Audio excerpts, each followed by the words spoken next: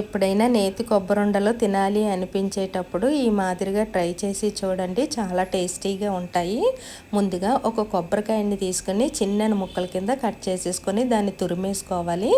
తర్వాత ఒక కొబ్బరికాయకి ఒక ముప్పావు కప్పు బెల్లాన్ని తీసుకొని లో ఫ్లేమ్ మీద కొద్దిగా నీళ్ళని వేసుకొని బెల్లాన్ని కరిగించుకోవాలి.